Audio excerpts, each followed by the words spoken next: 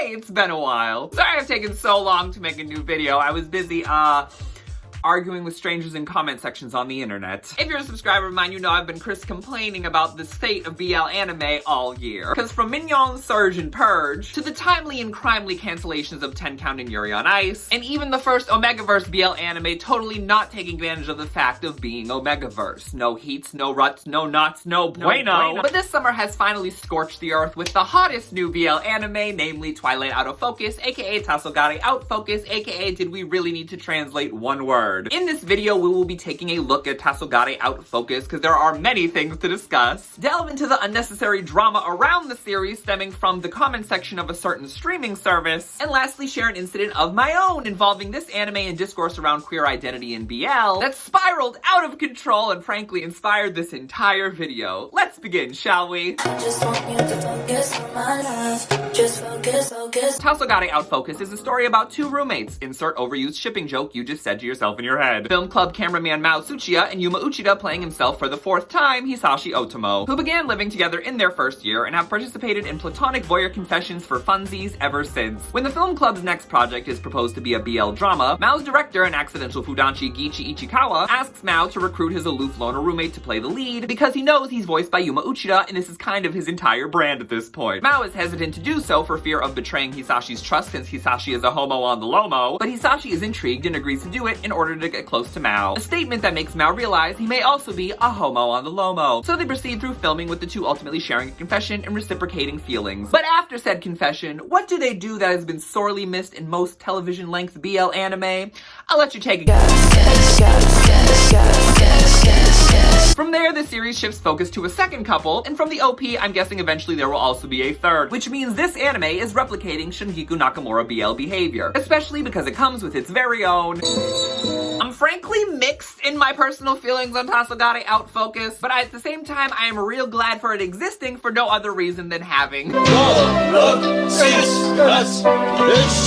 Sure, Anime Festa has been doing the heavy lifting in that aspect at least once a year, if even, but as y'all know, I have not been pleased with the Yurification of television BL anime. Yuri anime has tons of problems on its own, we'll discuss them eventually in the Citrus video I keep talking about, but TLDR, between the already aired Virgin BL anime to the upcoming Virgin Protecting BL anime written by a straight man, straight men are now making BL. BL anime selected to get TV anime for a while now has followed the trend of Yuri anime, where the girls really only have very pure feelings for each other and closed-mouth kiss at most. That doesn't sound like girls' love to me, that sounds like girls' life, if you know what I mean. So at the bare minimum, I appreciate Tasogare's existence for at least bringing us back to basics on displaying the types of physical intimacy some of us frankly consume this media for. Character and stories too, but recreational activities never make a story worse. My biggest issue with Tasogare so far is that until we met the Zero Squad Energy third years, the hottest characters in this were the nameless background boys of the film club. I do like Mao, he's voiced by one of my favorites, Seiyu, and Hisashi for all my jokes is inoffensive and likable, but him and Giichi is an infinitely more interesting dynamic for a story. This is literally given all over again. All the men are into men, and yet all in the wrong relationships. Why Ue Mafu when there's Ue Hira? Why Akiharu when Aki Realtor is supreme? Kizunatsuki, why have you done literally nothing with Shogo and Ryo? Mild tease, but I do have an upcoming shoujo anime who chose the wrong man video, and that list and those choices are a doozy. But I don't hate Hisashi and Mao together, I just thought initially that there were better options. However, this new Giichi Jin situation has all of my attention, turned my interest from a 3 to a 13. Now this next thing is not a negative, but it is the strangest decision I think I've seen in anime or manga, maybe just fiction, ever. When Hisashi breaks up with his teacher boyfriend, he calls him... How do I say this on YouTube? He uses a word that rhymes with bread dough to describe the adult with whom he, a teenager, was in an inappropriate relationship with. This word is used in both the English dub as well as the English subtitles, but for the English sub, which I personally watched, while the text reads bread dough, the word Hisashi says, the word that comes from Yuma Uchida's uke-coated lips in Japanese, is lolicon?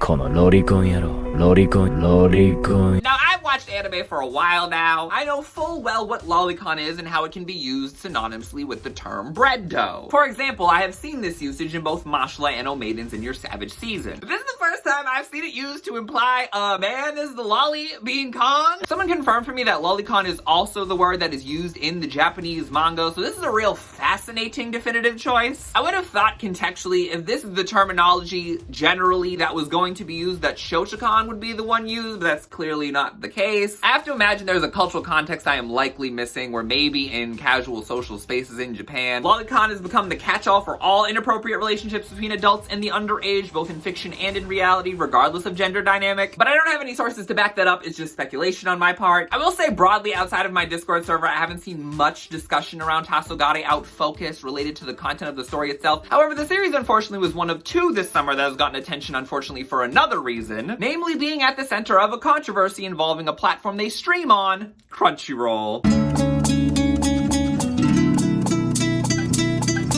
In early July, Crunchyroll made the decision to get rid of their comment sections on articles and under video pages along with the text reviews for every anime. In the several days leading up to this, it was made known by several individuals on social media that Tasogare Out Focus and Senpai Is An Otokonoo in particular had been bombarded with one-star reviews that had clearly been done by bots. More on Senpai Is An Otokonoo in the section after this. Anime News Network attempted to ask Crunchyroll why this change was made, but they apparently declined to comment when asked if it had anything to do with Tasogare in particular. To me, there's no merit in Crunchyroll having a comment section or having like written reviews on its platform. You don't see this on literally any other major streaming service. Also, as someone again who has seen pirate site comments, which are the internet's homophobia on a BL anime, manga, or manhwa's comment section, I'm so shocked. Bot usage is different, maybe even new, but if they were being used like this in Crunchyroll's comment sections, then they were definitely being used for other nefarious reasons that maybe went under the radar until now, which again, good riddance. In my opinion, it also benefits critiques of Crunchyroll because now it forces any and all critiques of it out into the open on social media, a place where the company is more likely to respond to massive backlash, whereas before, complaining on the insular commenting space on the platform didn't do anything but get ignored for extended amounts of times until it bled over into social media when everybody made a bigger deal about it.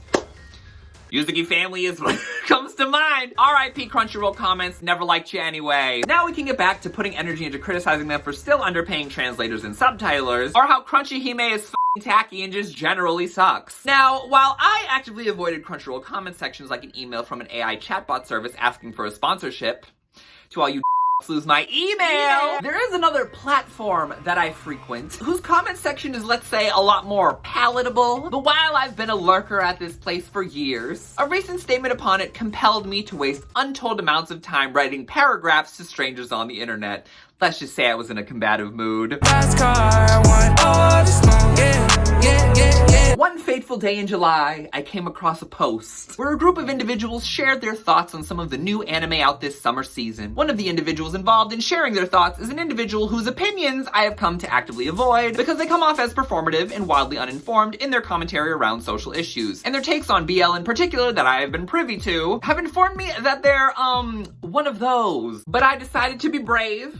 Sorry, I meant brainless, and read through this post because I was curious on any commentary on Senpai wa Otokonoko. Because even though I dropped it because I was bored, it's a series whose discussions I am curious about, especially in regards to the dumpster fire of eventual English-speaking discourse around the term Otokonoko. But while scrolling to find the Painoko part, I discovered there was a Tasogare Out Focus section. And the amount of time I wasted typing paragraphs to strangers on the internet. However, what started as a very civil critique of this individual's opinions turned into a 3-part saga of involving 2 other individuals who I was not talking to, but whose comments brought up even more that needed to be addressed, which was both related to and very unrelated to the topic at hand, Tasogare Out Focus. I'll be labeling these individuals as follows so as to paint a picture of their involvement. The person who set all of these events into motion will be called the Fuse because they caused me to detonate. The responder with whom my stance is somewhat aligned on some points but drastically differed on others will be called the Frenemy. And the individual who responded to me whose views is the same puritanical bullshit we see and talk about here all the time will be called the Problem. I wrote novel-length responses to each of these people, but I will not be reading them back word for word. Instead, I will be discussing the points I made to these 3 individuals in a restructured and consolidated way for your viewing pleasure. Without further ado, let's start with When You Explode. In In regards to the series, The Fuse was asked what their thoughts on the summer's hot new BL anime of which they had seen maybe one episode. Oh man, I have thoughts on Twilight Out of Focus, redacted. I love that this is a rom-com that focuses on two male characters that, at first pass, are pretty well defined and not reduced to their sexuality or having that identity while existing within a heteronormative society. However, this anime absolutely reeks of being written by and for BL fans rather than the queer community. Then again, should that intent matter if this anime and its characters are fairly nuanced representatives of people with these identities? I think all of this is to say that I need to watch more of it to have more concrete opinions on it. Haha. The thing is, I would have completely ignored a comment like this if it was worded only slightly differently. If they said, this anime feels like it was made for BL fans instead of being made to represent the queer experience, I would have rolled my eyes and moved on because we see these kinds of takes all the time. Word choice number 1 is pretty simple. We probably all saw it a mile away, probably because of editing. Reeks. Now, I hate when YouTubers read screenshot Google definitions because it looks dumb as shit. So let's define reeks in an informal way. It means something smells real bad. Nobody says something reeks of something else unless your framing of the something else is intended to be negative. If I said something like, this battle shonen feels like it was made for women, that's a subjective observation, leans neutral regardless of what my personal opinions are or the truth. If I said this battle shonen reeks of being made for women, that implies it being made for women is a bad thing. How does it sound when I use Uno reverse and say, this anime absolutely reeks of being written by and for the queer community rather than BL fans? Now, BL fans being appealed to being framed as negative is nothing new to us. Not something that alone would compel me to make an account and type a soliloquy. However, tail-ending that statement with written by and for BL fans rather than the queer community is what I have the biggest issue with. Because it implies that BL fans and the queer community are two separate groups of people. When we know for a fact there's massive overlap between the two. Am I now not a member of the queer community because I'm a BL fan? Is my rainbow card getting revoked? Am I now not allowed to suck dick? Because I'm not the only rainbow who loves BL. Do we now have to pick? I'm not good at doing that. There's a reason I'm bi. But alas, I guess I'm straight now. That's fine. He tastes better anyway. And even if we move beyond the queer men like myself and plenty of y'all, where does that leave queer women? Are they also not part of the queer community if they like BL? Because let me tell you, the sapphics love BL. Let's back up a skosh. Let's look at this in a different way. If we assume that, no, he's not saying y'all are not part of the community. Okay, great. Glad I can still nibble on some without worrying. But if that's the case, if we're viewing BL fans and the queer community as two separate groups, and queer people wouldn't necessarily be under the category of BL fans, even though many of us are BL fans, then I guess what's left are straight people?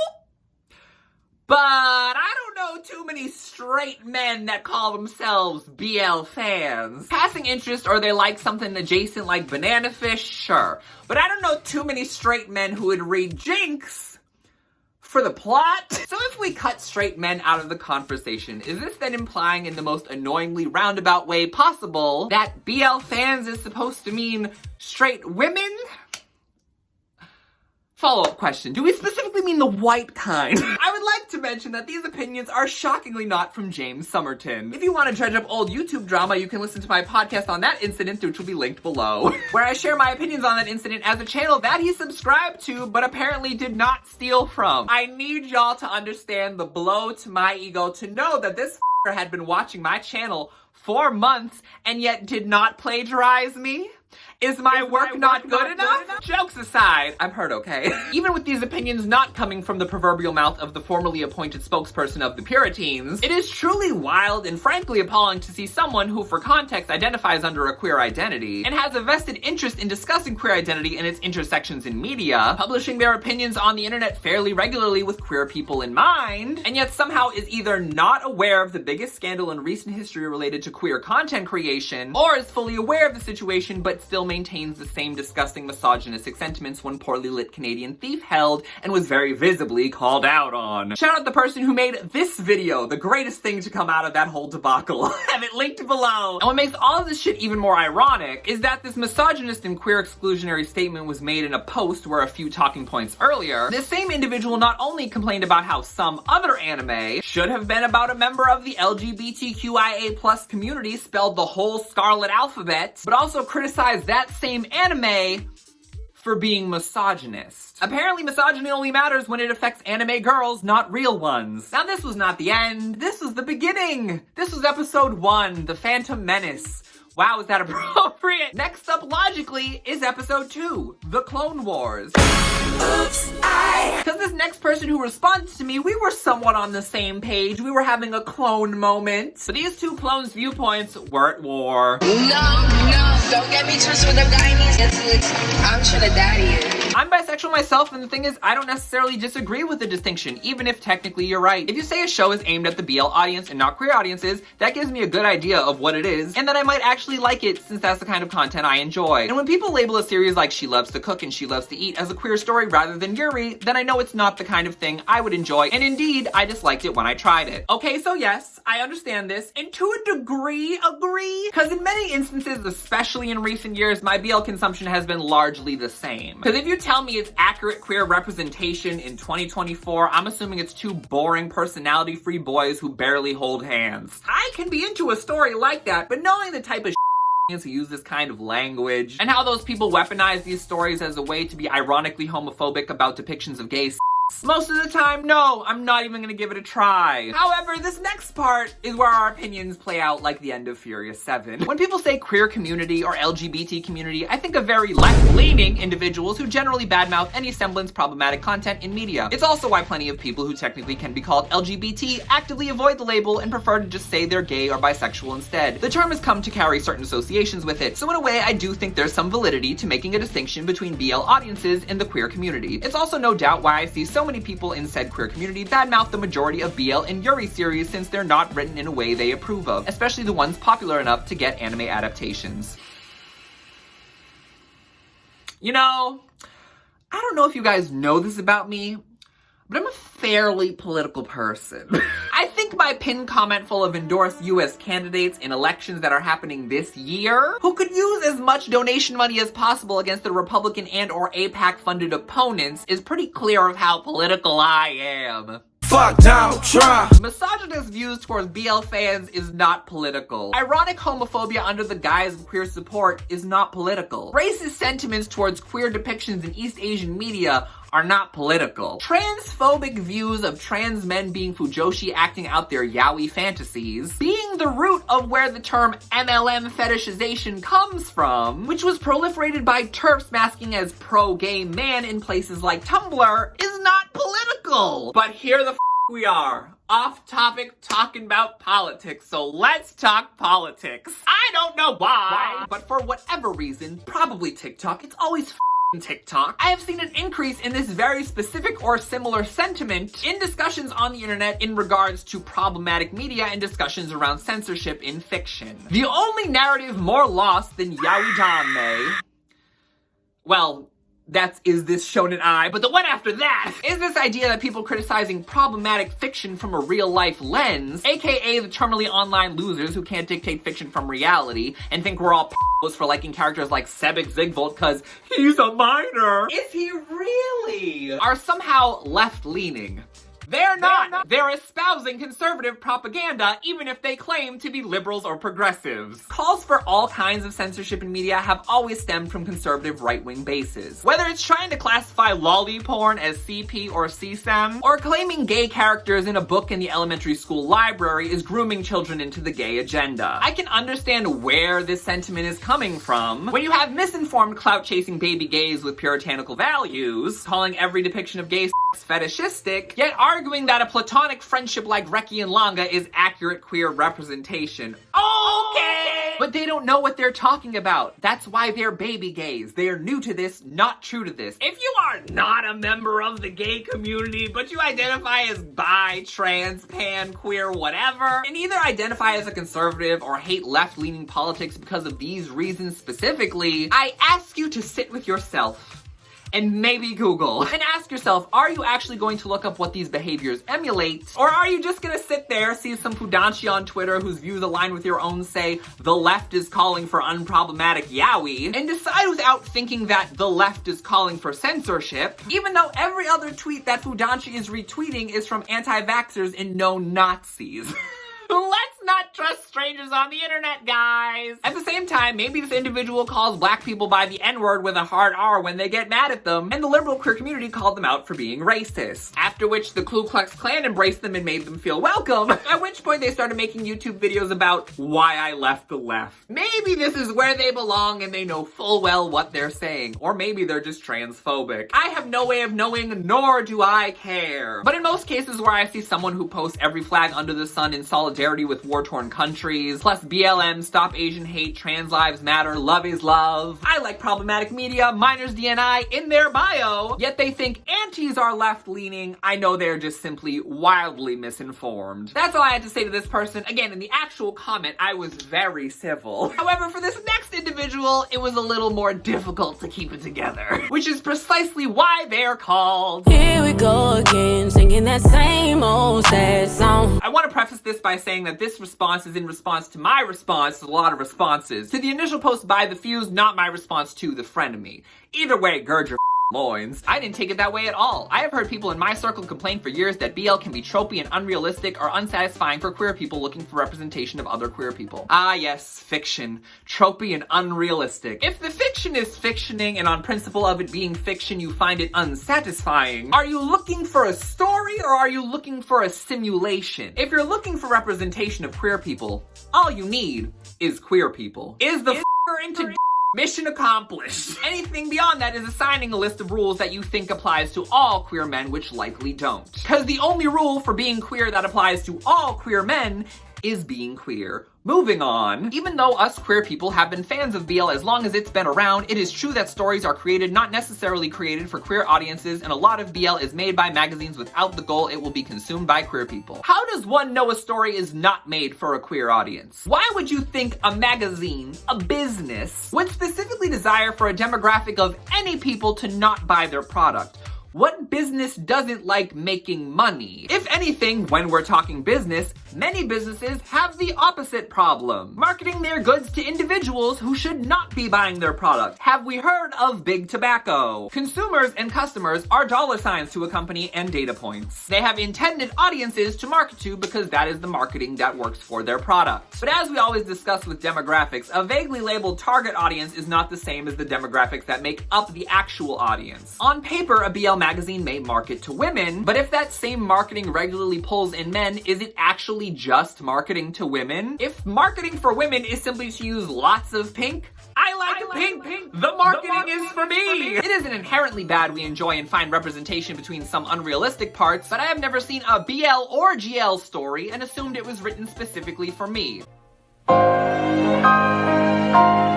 If this person is non-binary, which frankly I don't know or care, I feel like the problem is they're looking for representation from the cis. It might be written for both sets of fans, which includes me, but it is at the very least written for broad consumption and not specifically to cater to queer people in my experience. I am sure there are plenty of authors that wrote the story they want in a way that had broad appeal so it could be published, but that is a much more complex conversation. No, not. I am so sorry and appalled that a book that is not your biography or a commissioned fic was not written specifically for you. Newsflash, all published media needs to have somewhat broad appeal. If it doesn't get made because it wouldn't sell and the author gets dropped. This applies to independent self-publishers as well. It's also f***ing wild to infer that queer stories by nature of being queer do not have broad appeal. Like Heartstopper isn't, for some reason, Netflix's gay darling. Like Brokeback Mountain and Moonlight didn't win Oscars for Picture of the Year. Like Modao Zusha and Tianguan Sifu aren't New York Times bestsellers. Because shows like Queer Eye, Pose, The L Word, Queer as Folk, and Will and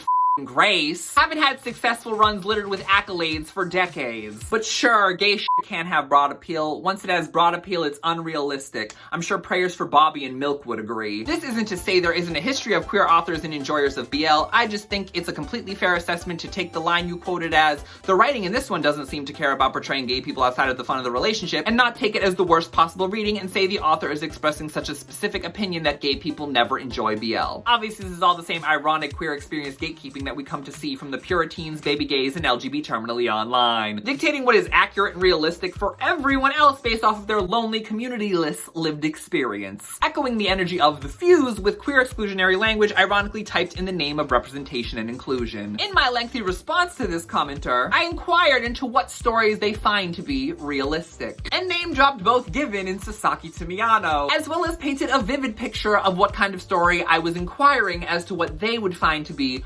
realistic. It is as follows. What do you and your friends consider realistic queer representation? Two boys, one who's a shy wallflower and the other who's popular and liked by everyone, who are both in the closet but they don't know it until their hands touch by accident at a festival, where they quietly will they won't they pine for each other for months, as they confide in their friends, I might be gay, with said friends reacting with hugs and acceptance in speeches about love is love, with popular boy confessing to shy boy, resulting in hand-holding for 3 more months as they tackle homophobes trying to out them by way of shallow theses of text to turn the homophobe into an ally and friend, with the story culminating in a closed-mouth kiss at a pride parade the day before their engagement. Am I wrong? And their response was, to be honest, I don't want to keep this back and forth going after this. You seem to infer a lot of positions and then make a lot of accusatory statements about my supposed beliefs you inferred. What? I guess I said it confusingly, but all I really meant to say from the beginning is reeks of being written for genre or type of fan is pretty commonly understood to mean grossly and cynically written to get money from these fans. What? Poll in the comments. If I said Blue Lock reeks of being made for incels, do I sound concerned about the incels' well-being and wallets? If you want to infer a ton of things from that statement by the original writer, that is you prerogative. But you seem to think that the author meant to make some broad statements about what the two groups of fans are when that was not how I read it in the least. Again, just to reiterate, just to clarify, the reason I wasted all this time is not because The Fuse's opinions on Tasogare Out Focus pissed me off. I did not really give a fuck about Tasogare Out Focus at the time. I was not gonna go to bat for it, and frankly, I still kind of feel the same way now. My issue was that someone was implying both queer exclusionary and misogynist views while talking about Tasogare, in a post where elsewhere they were sharing opinions that implied they were against both of these things in regards to a separate anime. Now, in regards to this separate anime that was mentioned, after seeing this individual critique said anime and mentioning the aforementioned contradiction, I decided I needed to see this anime for myself and make a personal judgment call, for no other reason than to be privately petty. So I began said anime, caught up to the 4th episode, and the short version before we touch on it a little bit in a second is that the Fuse seems to be someone who 1, has no sense of nuance, 2, is trying way too hard to sound woke, and 3, does not seem to be paying attention whatsoever when watching anime directly in front of them. And I'm sure you're wondering what anime it was. Well, it's actually turned out to be one of my favorites of the season, and it goes by the lovely little name of... Oh, nigga, do you know what this is? Sorry, I had to put on my Trolltron Ecchi Defender outfit because they got me out here defending 2.5-dimensional seduction. What a f***ing world! I know what y'all are thinking! Crispy Nats, you dropped the Otokonoko anime and picked up the ecchi het harem. I keep telling y'all I'm bi. I'm gonna keep the synopsis brief because this video is long enough. 2.5-dimensional seduction is about this lonely otaku named Masamune Okamura, the only member of his school's weeb club, who meets new girl Ririsa Amano when she visits the club intending to join. Initially, Masamune judges Ririsa due to his distrust of women from factors like his mother abandoning him at a young age and other girls ostracizing him for being a nerd. But very quickly, Ririsa reveals she herself is a stan of Masamune's favorite character, blonde angel boob sidekick, and the two begin to hit it off. Ririsa then reveals she has a strong desire to cosplay and has been practicing on her own, revealing her cosplay of Babs to Masamune, who proceeds to Doki Doki Todoroki at first sight due to the character being his waifu for lifu, and thus begins his existential crisis of coming to terms with his growing attraction to a real girl after having sworn off them completely due to his aforementioned aversion. In regards to 2.5-dimensional seduction, the following was stated. I will be commenting as we go. 2.5-dimensional seduction has the worst protag of the season in Masamune. Seriously, if anyone reading this sees themselves in Masamune and has convinced themselves that their hentai kink has made them face genuine discrimination, please touch as much grass as you can find. I mean, discrimination is a strong word to describe some nerd saying that girls think he's gross. Not me defending the Never at any point does Masamune seem like he's afflicted, he's just stating an observation that he's totally fine with. All he says is, I don't need women cause I have babs, and doesn't give any woman a look nor complain about them not liking him. Sure, when he meets Ririsa, he's internally prejudging her interests because historically girl anime fans he's encountered have not liked his interests. But when he quickly learns Ririsa shares the exact same interests, the two hit it off immediately. And these kinds of misogynist assumptions are never brought up again because now the two are friends. Frankly, it's welcoming to me to see an an anime break down the women exclusionary nerd mindset from the get-go, especially when said instance actually doesn't include any viscerally antisocial behaviors such as slut-shaming or uncalled for insults. God, I hate how accurately this guy sucks. Also, in credit to a host of folks on Blue Sky for keying me into this discourse, whoever these Blue Sky people are, I hope their favorite anime never gets a season 2. I hope their favorite anime is Ouran. I said what I said! But most of this show's issues would go away if it just leaned into its leading lady, Amano, being queer and following the arc of how a lot of LGBTQIA+ folks get into the more niche communities in the broader anime fandom. Okay, cool, so it was a completely different anime based off of your fanfiction. I guess Ririsa being the co-lead and being a girl entering cosplay spaces and finding community with other female cosplayers isn't good enough on its own as something we don't see a whole lot of as is, if at all. The last anime I watched that had this much female perspective and explored female otaku communities was Wotakoi, and that was back in 2018. But while I love Wotakoi, so far I think 2.5 is doing a much more expansive job of including additional female otaku, both named and nameless, both voice and voiceless, to actually paint a vivid picture of an actively participated in community. From sexy waifu self-inserts to kimono mimi enthusiasts to cross-players, aka women who dress up as men. I would not have considered My Dress Up Darling to have been a good example of this, simply because its cosplay aspects are very insular to just Gojo and Marin's experiences and perspectives, as well as like those two other girls. And the only event they went to didn't really have any meaningful cosplayer community interactions. It was just the two of them's perspective at the thing. They didn't really introduce or really talk to anybody, at least on screen. But speaking of My Dress Up Darling, I had a lot of gripes that I still stand by about My Dress Up Darling when it came out. My biggest gripe is that Gojo never takes his clothes off. And yet he's always it makes me so... Anyway, moving on. I'll be the first person to admit that that anime is a way better exploration of people bonding over cosplay than 2.5D seduction. The amount of skeezy male fantasy nonsense in the first episode alone made me want to clear my browser history and cookies. I'm terrified of what the ad algorithm thinks I'm into after searching for and watching this series. I'll attribute this comment overall and their overall takes as them having not watched more than episode 1, but skeezy male fan service, I say with a shirt like this. To be honest, 2.5 is labeled as an ecchi anime, but I'm more inclined to think that that labeling is a mistake, because none of the fan service so far is up to par with what I've personally come to expect from ecchi anime, and it's nowhere near as close as Dress Up Darling. Character-wise, aside from Ririsa being like the biggest open perv out of every character so far, Masamune has said he has no lewd intentions for Babs because she's his waifu and not his alone. Not to mention he stated he doesn't like taking sexy photos of other people because he wouldn't like the same to be done to him. Is this softcore? Is this softcore feminism? Listen, ecchi anime, the bars, the tectonic plates. The clearing browser history algorithm comment is like real dramatic. They make it sound like they just watched Bible Black. Oh, memories. Maybe be less worried about the PG-13 at most harem ecchi anime with the few shots, and more concerned about saying shit like this about the Russian girl anime in the same post with a screenshot of her doing the Catherine Trammell. Exactly, 2.5D seduction isn't trying to entertain a general audience or challenge someone like Masamune, but validate them, and I can't think of a worse way to spend 22 minutes each week. Okay, we get it. You watched 5 minutes, made a bunch of surface level assumptions, then moved on to the Russian anime in order to get your rocks off. If they stuck around for maybe 10 minutes, they would know that that plot point was introduced and then very quickly resolved. At no point is Masamune validated. He very quickly shows change and positive growth. Not me defending the but then again, from other unrelated posts I've seen from this individual, they apparently have a broad problem of not paying attention to the thing they're watching, so it is what it is. I'll add about 2.5 is that so far I have gotten fairly emotional several times. It actually surprisingly has a lot of heart. And Masamune is such a delectable flavor of pathetic and that of course he's voiced by Junya Enoki.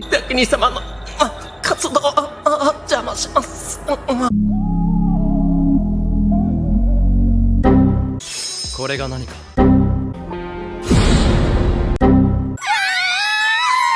Hello, darkness, my old friend. In regards to Otokonoko, the reason I subjected myself to all of this in the first place, their opinions were basically, I like it. So really nothing notable. So if I stayed on target, I could have salvaged my weekend. Tasogare Out Focus. That was the topic of this video. Clearly that last one is something I need to work on. As I wrap up this unintentional feature film, I